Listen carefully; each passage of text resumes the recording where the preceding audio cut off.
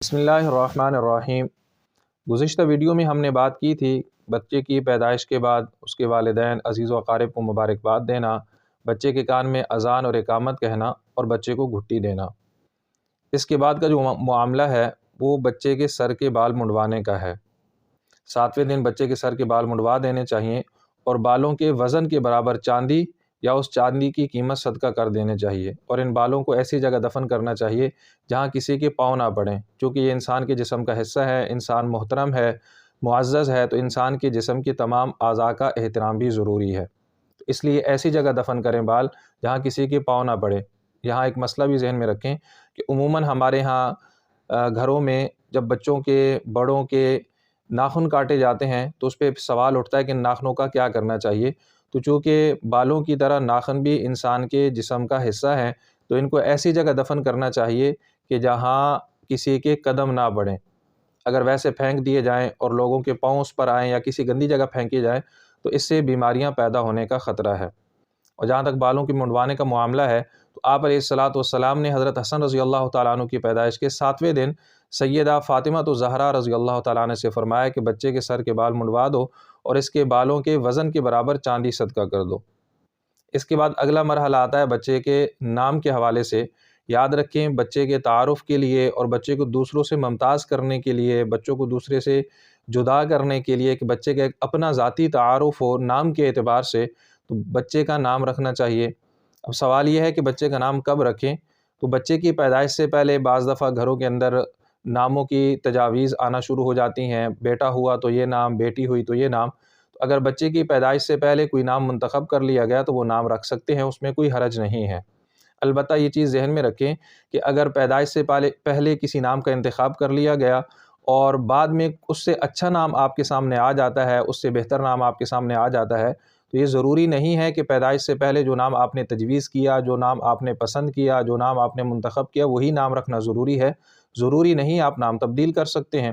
آپ علیہ السلام کے بارے میں آتا ہے کہ ایک مرتبہ صحابہ کرام کے پاس تشریف لائے اور فرمایا کہ کل رات میرے ہاں ایک بچے کی پیدائش ہوئی ہے، تو میں نے اپنے جد امجد حضرت ابراہیم علیہ السلام کے نام پر اپنے بیٹے کا نام ابراہیم رکھا ہے۔ تو اس کا مطلب ہے کہ پہلے دن بھی نام رکھ سکتے ہیں۔ تو اللہ رب العزت کے ہاں پسندیدہ نام ایک عبداللہ ہے اور ایک عبد الرحمن ہے۔ ان دونوں ناموں میں سے کوئی نام رکھ لیں، اور اللہ تعالیٰ کے ناموں کے ساتھ بھی نام رکھ سکتے ہیں۔ البتہ اس چیز کا اہتمام کیا جائے کہ اگر اللہ کے ناموں کے ساتھ نام رکھا جائے تو اس کے ساتھ عبد ضرور لگایا جائے۔ جیسے اللہ کا نام ہے سلام تو عبد السلام رکھ لیں، اللہ کا صفاتی نام ہے قدوس تو عبد القدوس رکھ لیں، اللہ کا صفاتی نام ہے مالک تو عبد المالک رکھ لیں۔ اسی طرح جتنی بھی اللہ تعالیٰ کے صفاتی نام ہیں تو ان کے ساتھ عبد کی نسبت لگا کر وہ نام رکھ سکتے ہیں۔ ایک حدیث کے اندر آتا ہے کہ اپنے بچوں کے نام انبیاء کے ناموں پر رکھا کرو، تو انبیاء میں سے حضرت آدم علیہ السلام کے نام پہ رکھ سکتے ہیں، آدم، شیس، نوح، ہود، ابراہیم، اسحاق، یعقوب، زکریا، یحییٰ، موسیٰ، ہارون، عیسیٰ۔ اسی طرح آپ علیہ السلام کے نام پر بھی نام رکھ سکتے ہیں۔ اور برکت کے لیے جو بندہ آپ علیہ السلام کے نام پر اپنے بچے کا نام صرف محمد رکھے گا تو اس گھر کے اندر اس بچے کی ذات میں برکت ہوگی، کیونکہ آپ علیہ السلام کی ذات اقدس برکتوں سے بھرپور ہستی، برکتوں بابرکت ہستی ہیں، تو اس لیے صرف محمد نام رکھنا بھی جائز ہے۔ بعض دفعہ ہمارے ہاں اس پر گفتگو ہوتی ہے کہ کیا بچے کا نام صرف محمد رکھ سکتے ہیں، تو یاد رکھیں صرف محمد نام رکھنے میں کوئی حرج نہیں ہے۔ صرف محمد بھی رکھ سکتے ہیں، محمد مصطفیٰ بھی رکھ سکتے ہیں، محمد مرتضیٰ بھی رکھ سکتے ہیں۔ باقی بھی جو آپ علیہ السلام کے صفاتی نام ہیں ان ناموں کے ساتھ محمد لگا کر وہ نام بھی رکھ سکتے ہیں۔ بہرحال کوشش یہ کرنی چاہیے کہ اللہ تعالیٰ کے ناموں میں سے کوئی نام رکھیں تو عبد کی نسبت لگا دیں، یا انبیاء کے ناموں پر رکھیں، یا صحابہ کے ناموں پر بچوں کے نام رکھیں، یا صلحاء اور نیک بزرگوں کے ناموں پر بچوں کے نام رکھیں، اس لیے کہ نام کا اثر انسان کی زندگی پر ہوتا ہے۔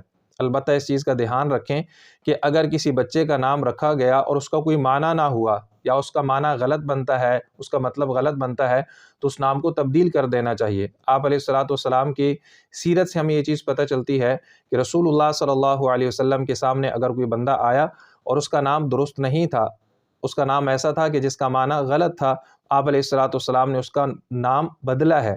کئی نام ایسے ملتے ہیں جو آپ علیہ السلام نے تبدیل کر کے دوسرے نام، اچھے نام رکھے ہیں۔ حضرت عمر رضی اللہ تعالیٰ عنہ کی ایک بیٹی کا نام عاصیہ تھا، آئین کے ساتھ، عاصیہ کہتے ہیں نافرمان کو، آپ علیہ الصلاۃ والسلام نے اس کا نام تبدیل کر کے جمیلہ رکھا۔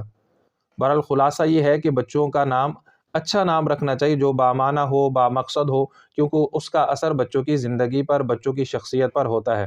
ایک حدیث کے اندر آتا ہے، آپ علیہ السلام نے فرمایا تدعون یوم القیامت باسمائکم، قیامت کے دن تمہیں تمہارے اپنے ناموں کے ساتھ بلایا جائے گا، واسماء آبائکم، تمہارے آبا کے ناموں کے ساتھ تمہیں پکارا جائے گا، فاحسنوا اسماءکم، لہٰذا اپنے نام اچھے رکھا کرو۔ تو اس لیے کوشش یہ کرنی چاہیے کہ نام کا انتخاب کرنے سے پہلے کسی عالم سے، کسی دین کے جاننے والے سے اس کا مطلب پوچھ لینا چاہیے اور اس کے مشورے سے نام رکھنا چاہیے۔ اللہ تعالی ہمیں عمل کی توفیق عطا فرمائے۔ السلام علیکم ورحمۃ اللہ وبرکاتہ۔